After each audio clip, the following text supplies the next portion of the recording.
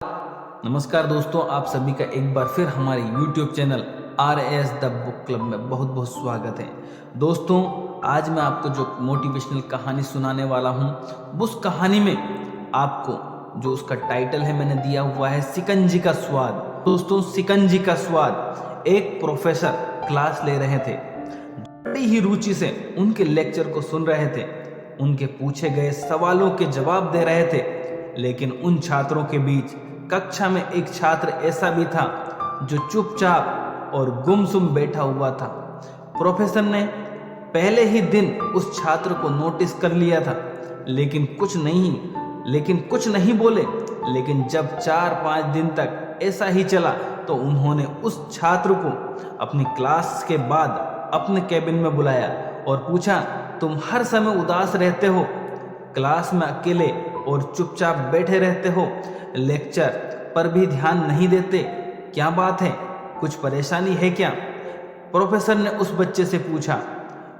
Sir, वो छात्र कुछ हिचकिचाते हुए बोला। जो स्टूडेंट था वो हिचकिचाते हुए कुछ हेजिटेशन के साथ बोला, मेरे अतीत में ऐसा हुआ है जिसकी वजह से मैं परेशान रहता हूँ। उसने प्रोफेसर को जवाब दिया, समझ नहीं आता क्या करूं।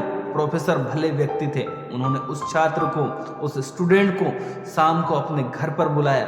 शाम को जब छात्र प्रोफेसर के घर पहुंचा तो प्रोफेसर ने उसे अंदर बुलाकर बैठाया, फिर स्वयं किचन में चले गए और शिकंजी बनाने लगे।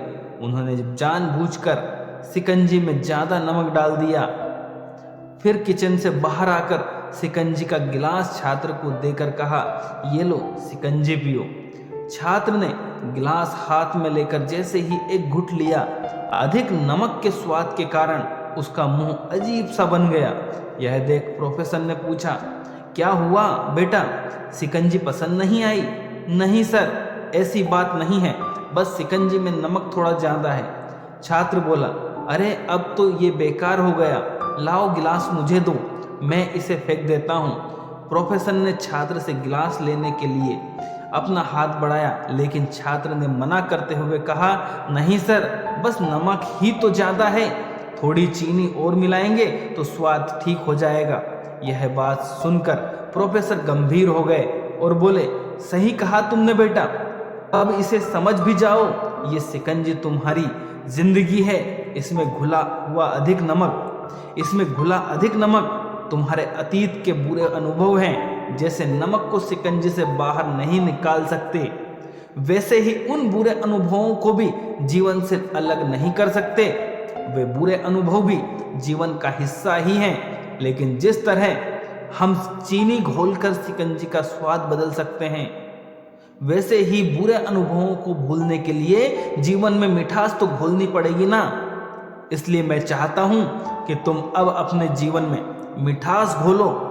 प्रोफेसर की बात छात्र समझ गया। उसने निश्चय किया कि अब वह बीती बातों से परेशान नहीं होगा।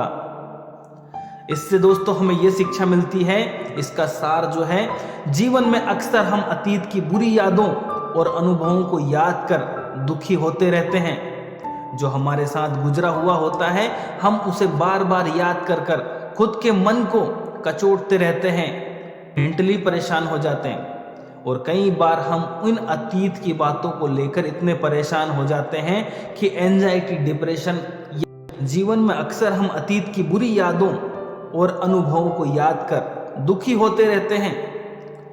इस तरह हम अपने वर्तमान पर ध्यान नहीं दे पाते और कहीं ना कहीं अपना भविष्य बिगाड़ लेते हैं।